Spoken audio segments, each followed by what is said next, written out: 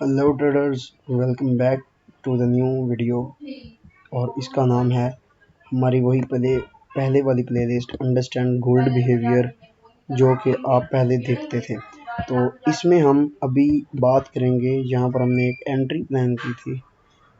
अगर मैं उसको यहाँ पर शो करवाता हूँ तो ये वाली, तो इसके पीछे की जो बिहेवियर था, साइकोलॉजी थी, वो मैं आपके साथ शेयर करना चाहता हूँ कि आखिर किस बेस पर हमने यहाँ पर ये एंट्री प्लान की थी। ओके, तो चलो वीडियो को करते हैं स्टार्ट। तो सबसे पहले मैं आपको 1 आवर टाइम फ्रेम पर लेकर जाऊंगा और यहाँ पर आपको बताऊंगा कि अगर आप देखोगे तो मार्केट में एक बहुत बड़ी 1 आवर की ट्रेंड लाइन जो कि क्रिएट हो रही थी। यहाँ से देखो कि वो कितनी बड़ी ट्रेंड लाइन थी।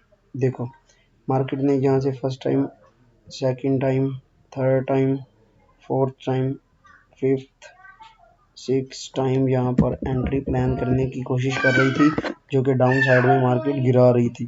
तो हमने देखा कि मार्केट बॉटम से यहाँ से एक ट्रैप बनाकर ऊपर वाली साइड में मोस्ट पुल बैक लेकर आई है और इस ट्रेंड लाइन के पास आकर सस्टेन कर रही है। तो हमने वेट किया और लेवल्स को देखा थोड़ा गौर से कि आखिर क्या बन सकता है, क्या बेस पर हम यहाँ पर एंट्री प्लान कर सकते हैं, अप साइड की या डाउन साइड की।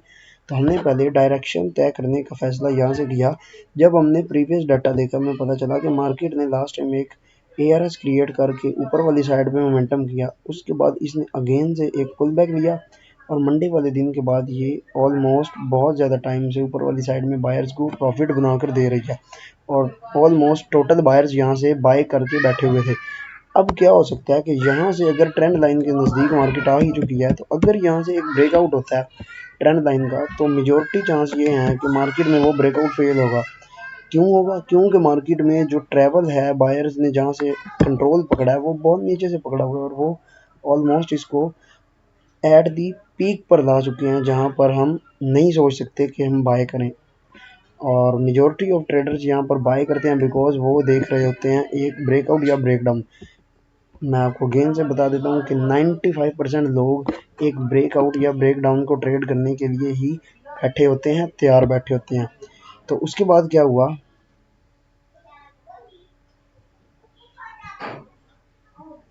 ओके, उसके बाद हमने देखा कि यार अगर हम देखते हैं तो पहला ब्रेकआउट यहाँ पर कंफर्म हुआ। अब जैसे ही यहाँ से ब्रेकआउट हुआ तो जो बायर्स लोग थे उन लोगों ने यहाँ से बाय करना स्टार्ट किया। अब जैसे ही उन्होंने बाय किया तो क्या हुआ कि मार्केट में ये वाली जो बाइंग कैंडल थी वो डाउन साइड में एक हैमर क्रिएट हो गई और हैमर क्रिएट होने के साथ इसने सेलिंग दिखाना शुरू की।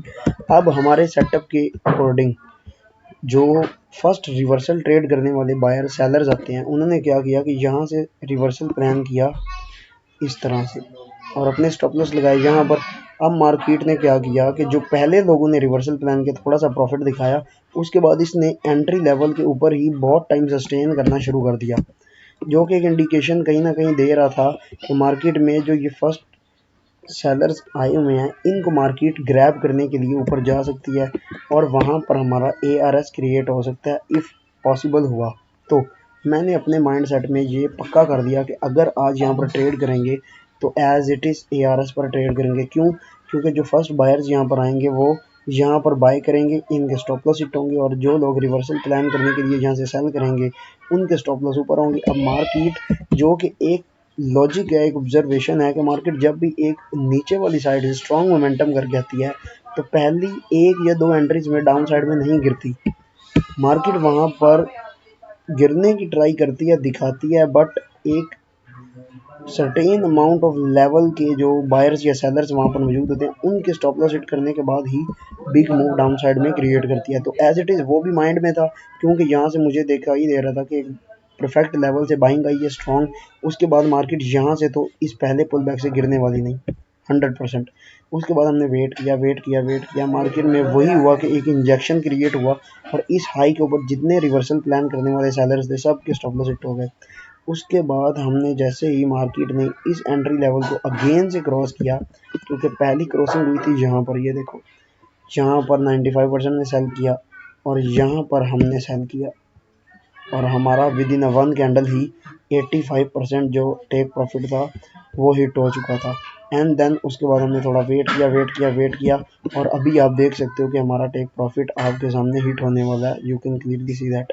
और उसके बाद नीचे से भी एक डाउन साइड ट्रेंड लाइन थी, जो कि अब हम उसी को ऑब्जर्व कर रहे हैं कि आया मार्केट यहाँ से रिवर्स ना हो जाए। सो अभी तो चांसेस यही बन रहे हैं कि मार्केट इस लो की लिक्विडिटी लेने के बाद फिर अगेन अपने इस एंट्री लेवल पर जो सेलर्स आएंगे यहाँ पर सेल करके बैठे होंगे, इनके स्टॉप लॉस खाने मार्केट ऊपर वाली साइड में मूव करेगी। तो हमारे जो स्टॉप लॉस था वो कैलकुलेटेड था, टेक प्रॉफिट था एग्जैक्ट कैलकुलेटेड, रिस्क और प्रॉफिट के साथ हमने एंट्री की और अल्हम्दुलिल्लाह टेक प्रॉफिट हिट करवाया। Thank you so much.